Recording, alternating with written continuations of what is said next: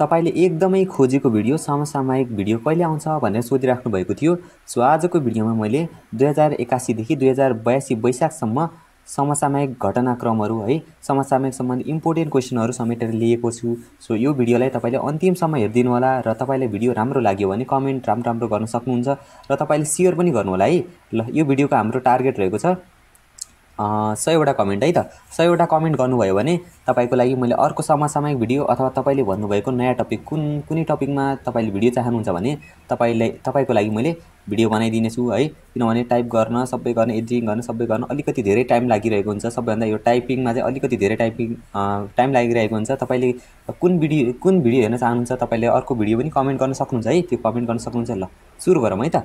ल 1 नम्बरमा हेरौँ। दिगो विकास प्रतिवेदन 2024 अनुसार नेपाल कतिऔं स्थानमा रहेको छ है। दिगो विकास 2024 को प्रतिवेदन अनुसार नेपालको स्थान कतिऔंमा रहेको छ भनेर भनेको छ हामीलाई क्वेशनमा। हाम्रो अप्सन हेरौँ 95 हो कि है, 97 हो कि, 96 हो कि र 96 हैन 56 औं हैन हो भनेको छ हामीलाई अप्सन है। तपाईले एकचोटि ट्राई गर्नुस् त। ल म भन्ने नै छु, तपाईले एकचोटि ट्राई गर्नुस् है। तपाईले के सोच्नु त्यो कमेन्ट गर्नुस् है। तपाईको सबभन्दा इफेक्टिभ पढाइ भनेको यसरी नै हो के। तपाईले मैले क्वेशन पढ्छु र तपाईले एकचोटि समय दिन्छु है। तपाईले भिडियो पज गरेर पनि हेर्न सक्नुहुन्छ हैन। तपाईले एकचोटि रोक्ने भिडियो, त्यसपछि तपाईले कमेन्ट गर्ने अनि मिल्यो कि मिलेन थाहा पाउने। यसरी गर्दाखेरि सबभन्दा इफेक्टिभ हुन्छ किनभने तपाई पनि इन्भल्भ भइराख्नु भएको हुन्छ नि त। ल मैले भने है त 2024 को प्रतिवेदन अनुसार दिगो विकासको प्रतिवेदन अनुसार हाम्रो नेपालको स्थान कति हुन्छ त 95 मा छ है। कतिमा छ 95 मा छ है। ल 2 नम्बरमा चाहिँ हामी म्यानमारमा भूकम्प कहिले गएको थियो। हेर्नुस् त एकदमै इम्पोर्टेन्ट क्वेशन है। यो चाहिँ आउन नै सक्छ है। म्यानमारमा भूकम्प कहिले गएको थियो भनेको छ है। हालसालै भूकम्प गएको हैन भनेपछि हेर्नुस् त म्यानमारमा भूकम्प कहिले गएको थियो भनेर हामीलाई क्वेशन गरेको छ है। हाम्रो अप्सन हेरौँ 2025 मार्च 25 हो कि है, 2025 फेब्रुअरी 25 हो कि है, 2025 मार्च 28 हो कि है, 2025 फेब्रुअरी 28 हो है। ल फेरि भने मैले क्वेशन म्यानमारमा भूकम्प कहिले गएको थियो भनेर हामीलाई क्वेशन गरेको छ है। ल एकचोटि तपाईले ट्राई गर्नुस् त। ल म भनौँ त।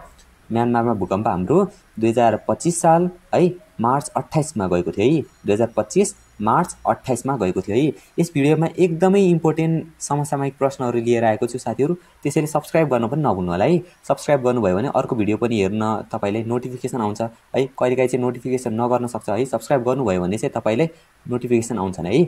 ल हाम्रो 3 नम्बरमा जाम है। 6औं बिमस्टेक सम्मेलन कहाँ सम्पन्न भयो है। के भनेको छ 6औं बिमस्टेक सम्मेलन कहाँ सम्पन्न भयो भनेर हामीलाई क्वेशन गरेको छ है। ल हाम्रो अप्सनहरु हेरौँ त। थाइल्यान्ड ब्याङ्ककमा हो कि है, थाइल्यान्डको ब्याङ्ककमा हो कि है, इन्डियामा हो कि है, श्रीलङ्कामा हो है र हाम्रो बङ्गलादेशमा हो है। एकचोटि ट्राई गर्नुस् त। थाइल्यान्डको ब्याङ्ककमा हो कि है, इन्डियामा हो कि है, श्रीलङ्कामा हो कि र बङ्गलादेशमा हो भनेर हामीलाई क्वेशन गरेको छ है। ल हाम्रो अप्सनहरु यो छ है। एकचोटि ट्राई गर्नुस्। ल म भन्ने नै छु है। ल यसको सही उत्तर के हो त हाम्रो थाइल्यान्डको ब्याङ्ककमा है। थाइल्यान्डको ब्याङ्ककमा हाम्रो बिमस्टेकको 6औं सम्मेलन भएको थियो है, सम्पन्न भएको थियो। ल हाम्रो 4थो नम्बर प्रश्नमा जाम हामी। शिक्षा विज्ञान तथा प्रविधि मन्त्री है, शिक्षा विज्ञान तथा प्रविधि मन्त्री विद्या भट्टराईले मन्त्री पदबाट कहिले राजीनामा दिएकी थिइन् भनेको छ है। शिक्षा मन्त्री हाम्रो विद्या भट्टराई हुनुहुन्थ्यो। उहाँले चाहिँ शिक्षा मन्त्रीको पद कहिले राजीनामा दिनुभयो भनेर हामीलाई क्वेशन गरेको छ हैन।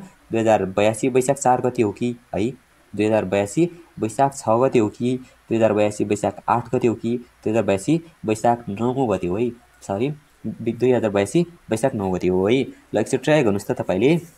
ल शिक्षा विज्ञान तथा प्रविधि मन्त्री विद्या भट्टराईले मन्त्री पदबाट कहिले राजीनामा दिएकी थिइन् भनेर हामीलाई क्वेशन गरेको छ है। एकचोटि ट्राई गर्नुस्। ल मैले भनौँ त।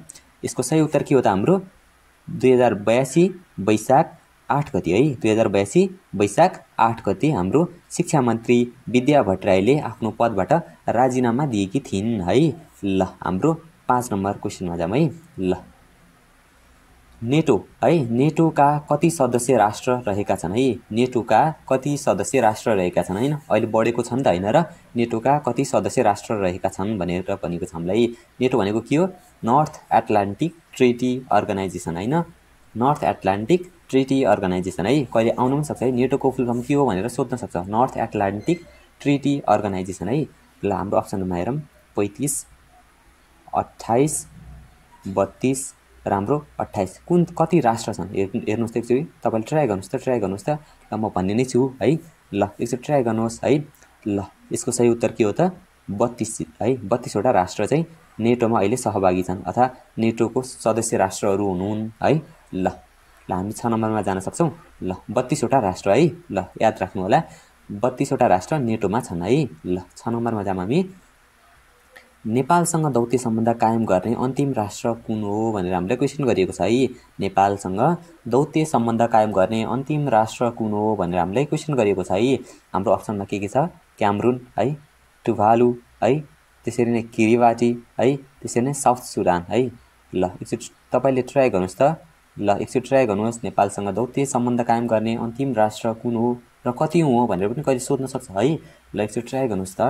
ल मैले भनौँ त ल हाम्रो किरिबाटी हो है किरिबाटी चाहिँ 183 हो है 183औं राष्ट्र हो है नेपालसँग दौत्य सम्बन्ध कायम गर्ने अन्तिम राष्ट्र कुन रहेछ किरिबाटी हो है किरिबाटी र हाम्रो 183 हो है यो चाहिँ ल 7 नम्बरमा जाम 18औं हात्ती महोत्सव कहाँ सञ्चालन भएको थियो के भनेको छ 18औं हात्ती महोत्सव कहाँ सञ्चालन भएको थियो भनेर हामीलाई क्वेसन गरेको छ है ल हाम्रो अप्सनमा हेरौँ बर्दिया है बाँके हो कि पर्सा हो कि चितवन हो एकचोटि ट्राई गर्नुहोस् त 18औं हात्ती महोत्सव कहाँ सञ्चालन भएको थियो है यो चाहिँ तपाईले इजिली पनि गेस गर्न सक्नुहुन्छ नि है हात्ती सम्मेलन प्राय कहाँ हुन्छ हेर्नुहोस् त तपाईले सजिलै गेस गर्न पनि सक्नुहुन्छ ल यसको सही उत्तर के हो त ल चितवन हो है चितवन चाहिँ हाम्रो 18औं हात्ती महोत्सव सञ्चालन भएको जिल्ला हो है प्राय जसो चाहिँ चितवनमा नै हुन्छ है ल हामी 8 नम्बरमा जाम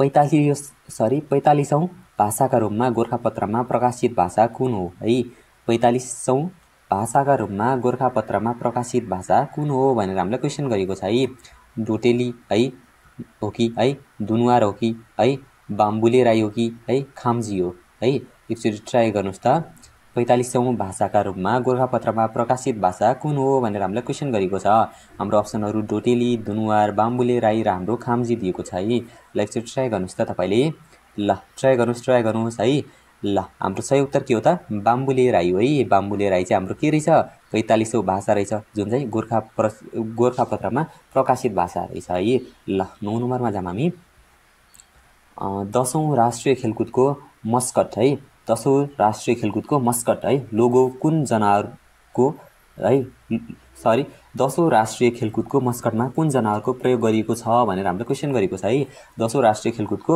मस्कट अथवा लोगोमा कुन जनावरको प्रयोग गरिएको छ एकचोटि तपाईले हेर्नुहोस् त टाइगर हो कि रेड पान्डा हो कि लायन हो कि जिराफ हो है जिराफ आर धेरै भएछ सरी यसलाई मैले मेटेँ ल जिराफ हो है कुन हो एकचोटि तपाईले ट्राई गर्नुहोस् त ल ट्राई गर्नुहोस् है ल मैले भने है त यसको सही उत्तर के हो त ल यसको सही उत्तर के होला भन्नुहोस् त ल एकचोटि सही भन्नुहोस् त एकचोटि ट्राई गर्नुहोस् है यसको सही उत्तर के हो त हाम्रो 10औं राष्ट्रिय खेलकुदमा त्यसको मस्कटमा चाहिँ हाम्रो रेड पान्डाको प्रयोग गरेको थियो है रेड पान्डाको प्रयोग गरेको थियो कसको प्रयोग गरेको थियो कुन जनावरको रहेछ त रेड पान्डा है रेड पान्डाको प्रयोग गरेको थियो है ल हामी 10 नम्बरमा जाम है T20 विश्वकप 2024 मा विजेता हुने राष्ट्र कुन हो भनेर सोधेको छ हामीलाई है के भनेको छ T20 विश्वकप 2024 मा विजेता हुने राष्ट्र कुन हो भनेर हामीले क्वेसन गरेको छ है ल हेरौँ त साउथ अफ्रिका हो कि है अस्ट्रेलिया हो कि है न्युजिल्यान्ड हो कि है इन्डिया हो है 2024 को T20 वर्ल्ड कप जुन चाहिँ हाम्रो कसले सञ्चालन गर्यो भनेर पनि सोध्न सक्छ है यो चाहिँ सञ्चालन गर्ने को हुन् युएसए र वेस्ट इन्डिज हैन वेस्ट इन्डिज देशहरू हुन् भनेपछि यसको विजेता राष्ट्र कुन हो यसो ट्राई गर्नुहोस् म भन्छु यसको डिटेल नै है ल यसको विजेता राष्ट्र हाम्रो इन्डिया हो है इन्डियाले जितेको थियो र हाम्रो रनर अप हैन फर्स्ट रनर अप को थियो साउथ अफ्रिका है अथवा सेकेन्ड हुने भनौँ न हैन रनर अप भन्दा नि हुन्छ हैन रनर अप साउथ अफ्रिका थियो भनेपछि जित्ने चाहिँ इन्डिया थियो हैन यो चाहिँ 2024 मा भएको थियो हैन ल एकचोटि यति नै हो अनि यसमा चाहिँ ल है यसमा चाहिँ सबैभन्दा धेरै रन बनाउने खेलाडी को थिए कुन थिए रहमानुल्लाह गुरबाज चाहिँ अफगानिस्तानका रहमानुल्लाह गुरबाज थिए है ल 11 नम्बरमा जाम हामी नेपालको पहिलो महिला डेप्युटी गभर्नर को हुन् भनेर सोधेको छ हामीलाई के भनेको छ नेपालको पहिलो महिला डेप्युटी गभर्नर को हुन् भनेर हामीलाई क्वेसन गरेको छ है। ल हेरौँ त हाम्रो अप्सनहरू। नीलम तिमिल्सेना ढुङ्गाना है, नीलम तिमिल्सेना ढुङ्गाना हुन् कि है। ल हाम्रो अप्सनहरू हेरौँ। रक्षा राणा हुन् कि है, द्वारिका देवी ठकुरानी हुन् कि लीला देवी गढतौला हुन् है। हामीलाई के भनेको छ अप्सन क्वेसन, नेपालको पहिलो महिला डेप्युटी गभर्नर को हुन् भनेर हामीलाई क्वेसन गरिएको छ है। तपाईँले एकचोटि ट्राई गर्नुहोस् त। ल यसको सही उत्तर के हो त? नीलम तिमिल्सेना ढुङ्गाना हो है। नीलम तिमिल्सेना ढुङ्गाना हुन् है। उहाँ चाहिँ नेपालको पहिलो डेप्युटी गभर्नर हुनुहुन्छ है। ल बुझ्नुभयो, नीलम तिमिल्सेना ढुङ्गाना है। ल याद गर्नु होला। ल 12 नम्बरमा हेरौँ। च्याम्पियन्स ट्रफी है, च्याम्पियन्स ट्रफी हाम्रो 2025 मा भएको थियो। मा सर्वाधिक रन बनाउने खेलाडी कुन भनेर भनिएको छ हामीलाई। च्याम्पियन्स ट्रफी 2025 मा सबैभन्दा धेरै रन बनाउने खेलाडी कुन भनेर हामीलाई क्वेसन गरेको छ है। हाम्रो अप्सनमा के छ हाम्रो? विराट कोहली है, रोहित शर्मा, ट्राभिस हेड र हाम्रो रचिन रविन्द्र दिएको छ है। हाम्रो विराट कोहली इन्डियाको, रोहित शर्मा नि इन्डिया, ट्राभिस हेड अस्ट्रेलिया र रचिन रविन्द्र हाम्रो न्युजिल्यान्ड टाउन हैन। ल एकचोटि ट्राई गर्नुहोस् त तपाईँले। ल ट्राई गर्नुहोस्, त्यसपछि म भन्ने नै छु। ल ट्राई गर्नुहोस्। ल यसको सही उत्तर के हो हाम्रो? रचिन रविन्द्र है। रचिन रविन्द्र हाम्रो न्युजिल्यान्डका खेलाडी हुन् है। रचिन रविन्द्र न्युजिल्यान्डका खेलाडी, उनले चाहिँ सबैभन्दा धेरै रन बनाएका थिए भने चाहिँ च्याम्पियन्स ट्रफी चाहिँ पाकिस्तानमा भएको थियो र युएईमा भएको थियो हैन। खास चाहिँ पाकिस्तानमा हुने भनेको थियो, तर इन्डिया आउन नमानेर चाहिँ हाम्रो युएईमा नि भएको थियो हैन। भनेपछि त्यसमा चाहिँ जित्ने राष्ट्र चाहिँ हाम्रो इन्डिया हो है। इन्डियाले जितेको थियो र हाम्रो रनर अप राष्ट्र चाहिँ हाम्रो जुन चाहिँ फाइनलमा हारेको राष्ट्र कुन हो? न्युजिल्यान्ड हो है। न्युजिल्यान्डले चाहिँ फाइनलमा हारेको थियो भने चाहिँ रचिन रविन्द्रले चाहिँ सबैभन्दा धेरै रन बनाएका थिए है। ल 13 नम्बरमा जाम हामी। आसियानका वर्तमान महासचिव को हुन् भनेर हामीलाई क्वेसन गरेको छ। के भनेको छ? आसियानका वर्तमान महासचिव को हुन् भनेर हामीलाई क्वेसन गरेको छ है। ल हाम्रो अप्सनहरू हेरौँ त। काओ किम हर्न हुन् कि है, एन्टोनियो गुटेरेस हुन् कि है, गोलम सरवार हुन् कि है, गोलम सरवार हुन् कि है, बुत्रोस घाली हुन् है। ल हेर्नुहोस् त, गाली भएछ, घाली हो है, यो चाहिँ घाली है, घ हो है यो चाहिँ। सरी, यसको लागि टाइपिङ मिस्टेक भएछ। ल एकचोटि ट्राई गर्नुहोस् त तपाईँले। आसियानका वर्तमान महासचिव को हुन् भनेर ट्राई गर्नुहोस् त। ल यसको सही उत्तर के होला? ल एकदमै सही भन्नुभएको छ। काओ किम हन है। काओ किम हन है। काओ किम हन चाहिँ के हुन्? आसियानका वर्तमान महासचिव हुन्। र एन्टोनियो गुटेरेस त हाम्रो के हुन्? एन्टोनियो गुटेरेस को हुन्? हाम्रो युएनओको महासचिव हुन् नि त हैन र। ल 14 नम्बरमा हेरौँ। भारतको जम्मू कश्मीर राज्यमा पहलगाम है, पहलगाम दुईटा भएछ। पहलगाम आक्रमण कहिले भएको थियो है? भर्खर नै भएको छ नि हैन र। पहलगाम जुन चाहिँ हाम्रो आक्रमण भएको थियो हैन, जसमा चाहिँ हाम्रो धेरैजना मरेको है। हाम्रो 28 हो कि 23 जना मरेको भन्ने सुनेको थिएँ है मैले।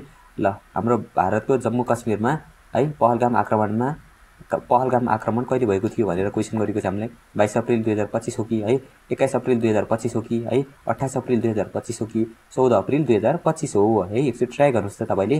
भर्खर सुन्नुभएको पनि थियो होला, न्युजमा धेरै आइरहेको थियो हैन। पहलगाम युद्ध भयो है, भारतले पाकिस्तानलाई यस्तो गर्यो हैन, पाकिस्तानले यस्तो धम्की दियो, के कुरा आइरहेछ नि त हैन। भनेपछि अहिले भर्खरकै कुरा हो है, रिसेन्ट कुरा हो, करेन्ट अफेयर्स नै हैन। ल ट्राई गर्नुहोस्, त्यसपछि म भन्ने नै छु है। ल यसको सही उत्तर के हो त? 22 अप्रिल 2025 हो है। 22 अप्रिल 2025 चाहिँ के रहेछ? जम्मू कश्मीरमा चाहिँ हाम्रो पाकिस्तानले आक्रमण गरेको थियो अथवा पहलगाम आक्रमण भएको थियो है। ल पाकिस्तानले आक्रमण गर्यो भन्छन् है, पाकिस्तानले नै होला नि हैन र, नभए त कसरी हुन्थ्यो र हैन। ल 15 नम्बरमा हेरौँ। विश्व ध्यान दिवस कहिलेदेखि मनाउन थालिएको हो है? विश्व ध्यान दिवस कहिलेदेखि मनाउन थालिएको हो भनेर हामीलाई क्वेसन गरेको छ है। हाम्रो अप्सनहरू हेरौँ। 2024 है, 2025, 2023 हो कि 2022 हो है।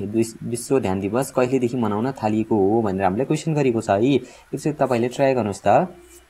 ल एकचोटि ट्राई गर्नुहोस्। र सब्सक्राइब गर्नुभएको छैन भने सब्सक्राइब चाहिँ गर्नु होला है, किनभने तपाईँलाई यस्तै भिडियो अरू पनि हेर्न सक्नुहुन्छ है।